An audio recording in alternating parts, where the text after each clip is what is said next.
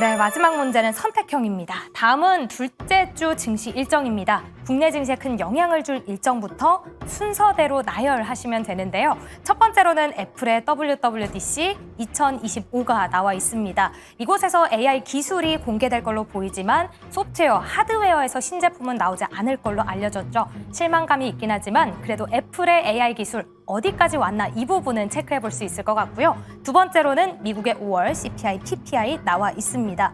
전달이었던 4월의 경우에는 3월보다 크게 좀 하회하면서 그래도 인플레 우려 안정화됐다라는 이야기도 나왔었는데요. 미국의 FOMC 회의를 일주일 앞두고 공개되는 만큼 주목해 보셔야겠습니다.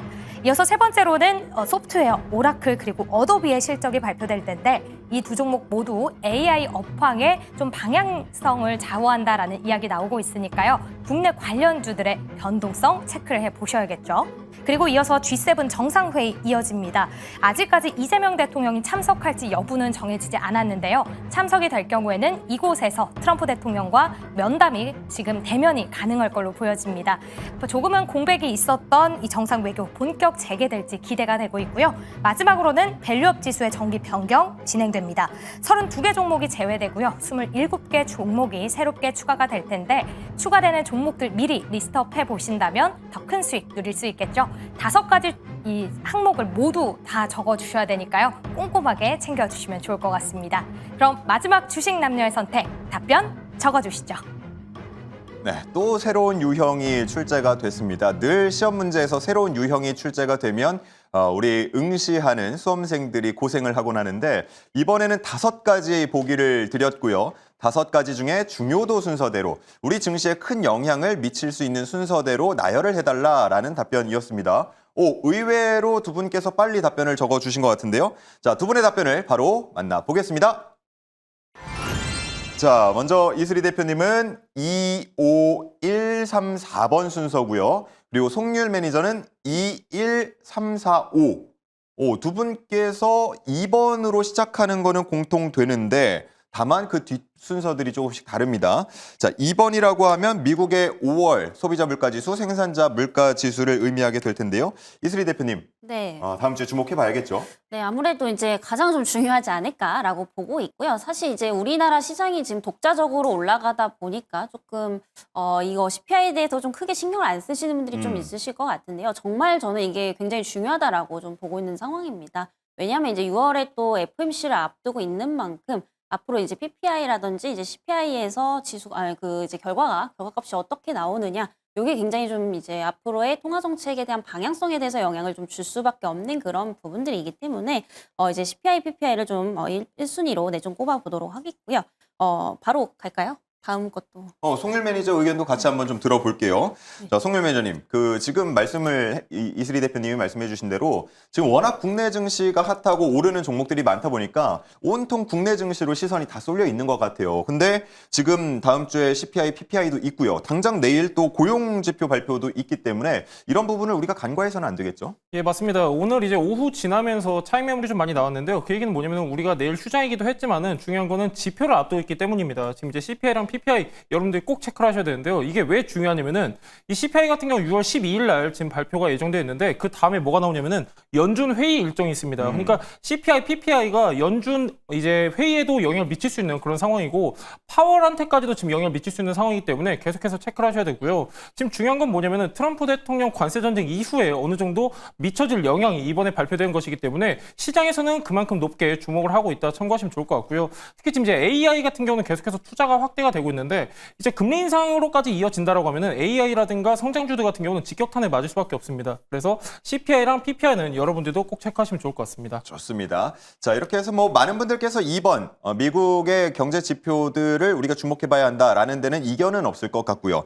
자, 그렇다면 두 번째로 두 분께서 주목하시는 게 좀 나뉘었는데 이슬이 대표님은 5번 그러니까 밸류업 지수 정기 변경을 꼽아주셨고요. 송일 메이저는 1번 애플의 행사 일정을 꼽아주셨어요.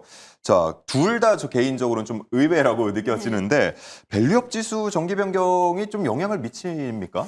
근데 사실 이번에 보궐선거를 안 했더라면 저는 이걸 꼽지 않았을 텐데 이번에 이제 정권이 이제 바뀌는 이제 시점이다 보니까 더욱더 좀 주목을 해야 되지 않을까라고 좀 보고 있는 상황이고요. 사실 밸류업 지수가 작년에 한번 처음 나왔을 때는 굉장히 좀 욕을 많이 먹었었습니다. 예. 그래서 너무 기대치와 또 다르고 이런 기업들이 어떻게 배당을 뭐 하겠냐 뭐 이런 얘기들도 있었고요. 뭐 이게 코스피 200과는 차이점이 뭐냐라는 이제 얘기들이 좀 있었지만은 어쨌든 이걸 빠르게 조금 변경을 해야 된다라는 필요성을 좀 느끼고 있었던 상황인데 이걸 좀 적극적으로 지금 하려고 하는 상황이라고 좀 보시면 될 것 같고요. 그럼 결국에 이제 밸류업 지수를 왜 만들었냐? 결국에는 내 주주 환원에 대한 어떤 목적 때문이 가장 컸다라고 좀 보고 있습니다. 근데 제가 앞서서도 말씀을 드렸지만은 결국에 이제 이번 정권에 있어서 우리가 좀 주목해봐야 될 키워드는 결국에 상법 개정, 자사주 소각이다라는 점을 감안해 본다면 그 어느 때보다도 지금 이런 어떤 기대감에 따른 수급들이 좀 크게 들어올 수 있는 자리라고 좀 판단이 되고 있어서 뭐 이제 이런 매크로 환경에 대한 부분들도 좀 중요하지만은 이렇게 개별적인 이슈도 한번 계속해서 좀 체크를 해보시면 좋을 것 같습니다. 좋습니다. 송일 매니저님, 이번에 애플 행사가 뭐 비교적 좀 작게 열릴 거다 이런 전망들이 우세한데 그래도 주목을 해야 되는 거예요? 그래도 주목을 하셔야 됩니다. 지금 이제 애플이라는 거는 단순히 우리가 하나의 기업이 아니죠. 하나의 지표격 역할을 하고 있습니다. 특히 이제 이번 행사에서는 어떤 내용을 주로 발표하냐면은 AI 중점을 많이 포커스를 두고 있습니다. OS 내용이라든지 AI 중점으로 많이 이루어질 것이라고 지금 전망을 하고 있는데 예를 들면은 시리 업그레이드 한다. 그리고 AI 기능을 더욱더 강화하겠다. 이런 내용을 발표한다고 합니다. 자, 그러면은 어떤 방향성을 가져오냐면은 AI 테마주들에 대한 단기 방향성이 나올 수 있는 상황이기 때문에 애플 행사 여러분들이 꼭 체크하시면 좋을 것 같고요. 아까 이제 뭐 CPI라든가 PPI도 말씀드렸는데 지금 사실상 가장 중요한 거는 AI 산업이 주가 되고 있기 때문에 AI에 영향을 미칠 수 있는 이런 이제 애플의 행사라든지 우리가 이제 주요 행사들 같은 경우는 계속해서 체크를 하시면 좋을 것 같고요. 사실 저는 이번에 AI 모멘텀을 한 단계 더 업시킬 수 있는 그런 계기로 보고 있기 때문에 계속해서 여러분들도 체크하시면 좋을 것 같습니다. 좋습니다. 마지막 질문은 이슬이 대표님께 드리도록 할게요. 사실 지금 G7 정상회의 그리고 이어지는 나토 정상회의가 주목되는 이유는 우리 이제 이재명 대통령과 트럼프 미국 대통령이 만남을 가질 수 있겠느냐 하는 부분, 그리고 거기서 관세에 대한 무언가 이야기가 좀 진척될 수 있느냐 하는 부분 때문에 주목을 모으고 있는데 지금 G7 정상회의를 마지막 5번으로 다섯 번째로 꼽아주셨단 말이죠. 못 만날 거다라고 보시는 건가요? 아니고 꼭 그런 개념보다는요. 예. 사실 이 G7이라는 게 우리가 뭐 당연히 중요하게 여겨서 이제 좀 봐야 되는 부분들이 있습니다. 다만 이제 약간 좀 상징적인 의미가 더 깊다라고 저는 좀 보고 있는데요.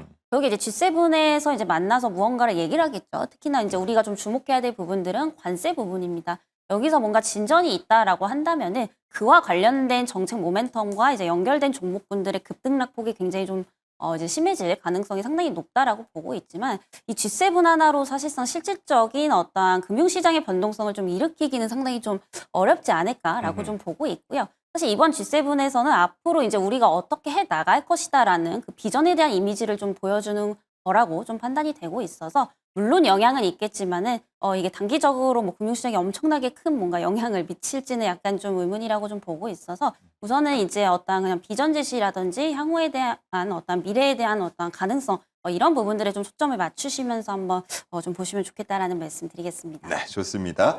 자, 이렇게 해서 두 분과 함께 세 문제를 풀다 보니까 시간이 벌써 다 지나가가지고요. 이제 마칠 시간이 다 됐습니다.